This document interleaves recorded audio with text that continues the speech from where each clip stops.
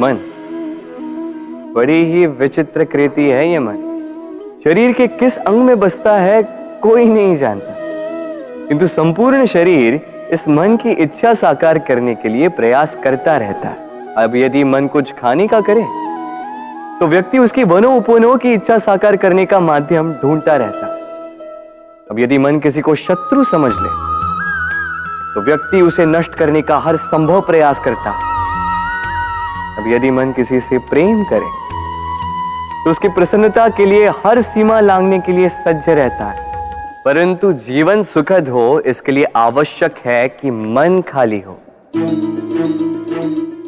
इस बांसुरी की भांति भीतर कुछ भी नहीं, न राग है न द्वेष, तब भी तार छेड़ने पर स्वर निकलता है। इसी प्रकार मन को भी भावनाओं से मुक्त रखना आवश्यक है। स्मरण रखिए, मन में कुछ भर के जियोगे तो मन भर के जी नहीं पाओगे। राधे राधे। किंतु जीवन जीवन ना तो भविष्य में है ना अतीत में। जीवन तो इस क्षण का नाम, अर्थात इस क्षण का अनुभव ही जीवन का अनुभव। पर हम ये जानते हुए भी इतना सा सत्य समझ नहीं पाते। या तो हम बीते हुए समय के स्मरणों को घेर कर बैठे रहते, या फिर आने वाले समय के लिए हम योजनाएं बनाते रहते हैं। और जीवन जीवन बीत जाता है। एक सत्य यदि हम हृदय में उतार लें कि ना हम भविष्य देख सकते हैं ना ही भविष्य निर्मित कर सकते, हम तो केवल धैर्य और साहस के साथ भविष्य को आलिंगन दे सकते हैं, स्वागत कर सकते हैं भविष्य का। तो क्या जीवन का हर पल जीवन से नहीं भर जाएगा? स्वयं विचार कीजिए।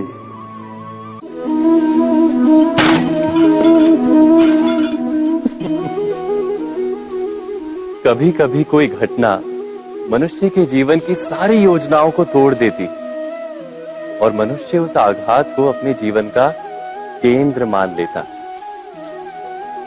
पर क्या भविष्य मनुष्य की योजनाओं के आधार पर निर्मित होते हैं? नहीं। जिस प्रकार किसी ऊंचे पर्वत पर सर्वप्रथम चढ़ने वाला उस पर्वत की तलाई में बैठकर जो योजना बनाता है, क्या वही योजना उसे उस पर्वत की चोटी तक पहुंचाती है? नहीं। वास्तव में वो जैसे जैसे ऊपर चढ़ता है वैसे वैसे उसे नई नई चुनौतियां, नई नई विडंबनाएं, नए नए अवरोध मिलते हैं। प्रत्येक पद पर वो अपने अगले पद का निर्णय करता है। प्रत्येक पद पर उसे अपनी योजनाओं को बदलना पड़ता है। कहीं पुरानी योजना उसे खाई में ना ढकेल दे। वो पर्वत को अपने योग्य नहीं बना पाता, केवल स्वयं को पर्वत के योग्य बना सकता है। क्या जीवन के साथ भी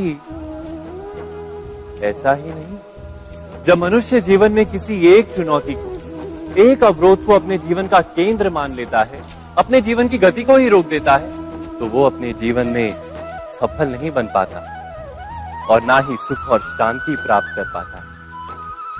अर्थात जीवन को अपने योग्य बनाने के बदले स्वयं अपने को जीवन के योग्य बनाना ही सफलता और सुख का एकमात्र मार्ग नहीं?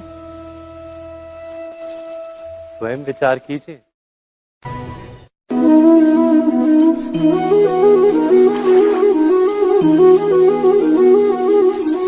पिता सदा ही अपने संतान के सुख की कामना करते, उनके भविष्य की चिंता करते रहते।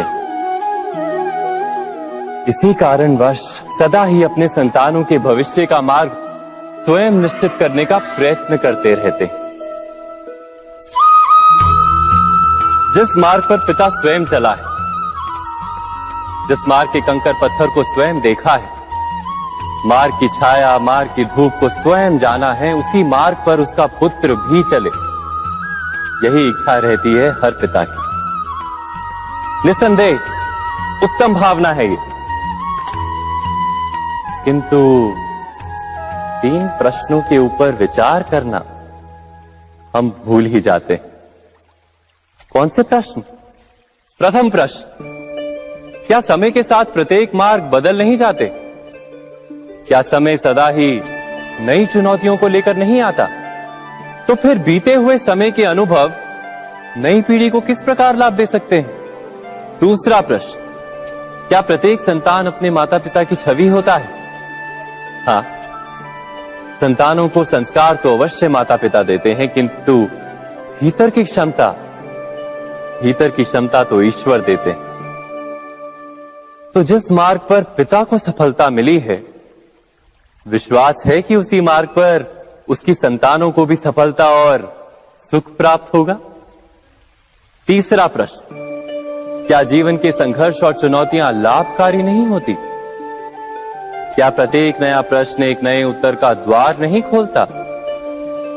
तो फिर संतानों को नए नए प्रश्नों, संघर्षों और चुनौतियों से दूर रखना, ये उनके लिए लाभ करना कहलाएगा या हानि पहुंचाना? अर्थात जिस प्रकार संतान के भविष्य का निर्माण करने के बदले उसके चरित्र का निर्माण करना श्रेष्ठ है, वैसे संतानों के जीवन का मार्ग निश्चित करने के बदले उन्हें नए संघर्षों के साथ जूझने के लिए मनोबल व ज्ञान देना अधिक लाभदायक नहीं होगा? स्वयं विचार कीजिए।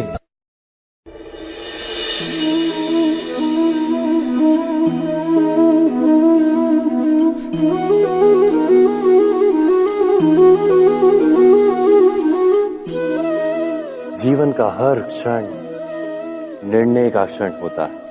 प्रत्येक पद पर दूसरे पद के विषय में कोई निर्णय करना ही पड़ता है, और निर्णय अपना प्रभाव छोड़ जाता है। आज किए गए निर्णय भविष्य में सुख अथवा दुख निर्मित करते हैं, ना केवल अपने लिए, अपने परिवार के लिए भी, आने वाली पीढ़ियों के लिए भी। जब कोई दुविधा सामने आती है तो मन व्याकुल हो जाता है, अनिश्चय से भर जाता है। निर्णय का वो क्षण युद्ध बन जाता है और मन बन जाता है युद्ध भूमि। अधिकतर निर्णय हम दुविधा का उपाय करने के लिए नहीं, केवल मन को शांत करने के लिए लेते हैं। पर क्या कोई दौड़ते हुए भोजन कर सकता है? नहीं। तो क्या युद्ध से जूझता हुआ मन कोई योग्य निर्णय ले पाएगा? वास्तव में शांत मन से जब कोई निर्णय करता है तो अपने लिए सुखद भविष्य बनाता है, किंतु अपने मन को शांत करने के लिए जब कोई निर्णय करता है तो वो व्यक्ति भविष्य में अपने लिए कांटों भरा वृक्ष लगाता है। स्वयं विचार कीजिएगा।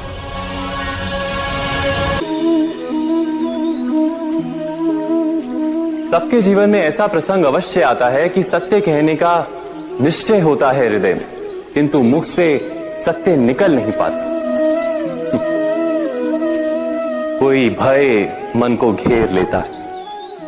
किसी घटना अथवा प्रसंग के बारे में बात करना या फिर स्वयं से कोई भूल हो जाए उसके बारे में कुछ बोलना, क्या ये सत्य है? नहीं, ये तो केवल तथ्य है।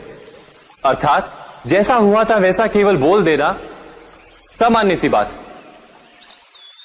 किंतु कभी कभी उस तथ्य को बोलते हुए भी भय लगता है। कदाचित किसी दूसरे की भावनाओं का विचार आता है मन, दूसरे को दुख होगा ये भय भी शब्दों को रोकता है। तो ये सत्य क्या है? क्या हमने कभी विचार किया है? जब भय रहते हुए भी कोई तथ्य बोलता है तो वो सत्य कहलाता है। वास्तव में सत्य कुछ और नहीं, केवल निर्भयता का दूसरा नाम है। और निर्भय होने का कोई समय नहीं होता, क्योंकि निर्भयता आत्मा का स्वभाव है। अर्थात क्या प्रत्येक क्षण सत्य बोलने का क्षण नहीं होता?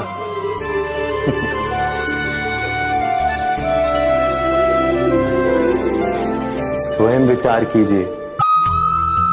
जीवन में आने वाले संघर्षों के लिए जब मनुष्य स्वयं को योग्य नहीं मानता, जब उसे अपने ही बल पर विश्वास नहीं रहता, तब वो सद्गुणों को त्याग कर दुर्गुणों को अपनाता है। वस्तुतः मनुष्य के जीवन में दुर्जनता जन्म ही तब लेती है जब उसके अंतर में आत्मविश्वास नहीं होता। आत्मविश्वास ही अच्छाई को धारण करता है। ये आत्मविश्वास है क्या?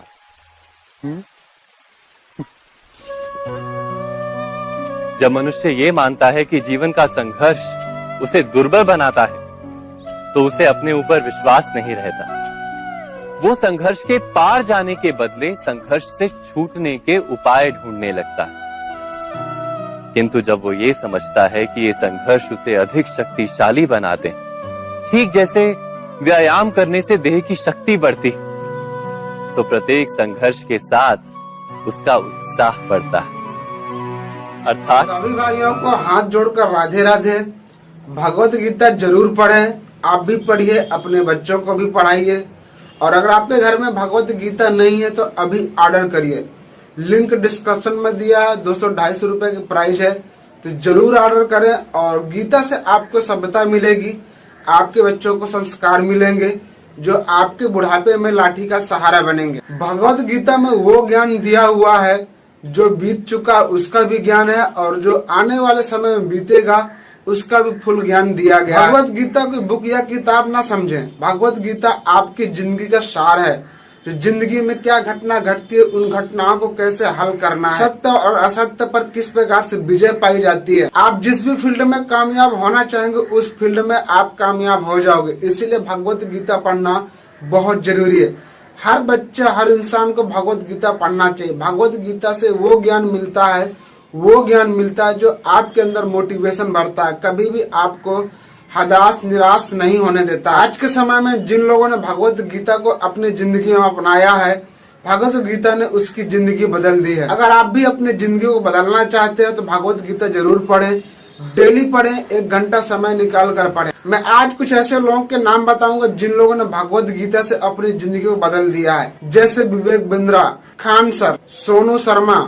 ऐसे कुछ बड़ी बड़ी हस्तियां हैं जिनके मैंने नाम बताया, उन्होंने भगवत गीता का ही उन्होंने अपनी जिंदगी में अपनाया और भगवत गीता ने उनकी जिंदगी को बदल के रख दिया है। भगवत गीता दुनिया का सबसे पावन ग्रंथ है, और पावन ग्रंथ में अगर आप उन सारे अध्यायों को पढ़ते हैं और उन सारे अध्याय में कई भी बातों को अपने जीवन में लागू करते हैं, तो आने वाले समय में आपका जीवन, आपका दिनचर्या और आपकी सारी चीजें बदलने वाली हैं। बहुत ही कम लोग भगवत गीता के बारे में जानता है, इसीलिए मैं वीडियो बनाया ताकि आप सभी लोग भगवत गीता के बारे में समझें, पढ़ें, सीखें और उस पर अपनी जिंदगी पर लागू करें। भगवत गीता जब आपके बच्चे पढ़ेंगे तो आपके बच्चों के अंदर संस्कार आएगा।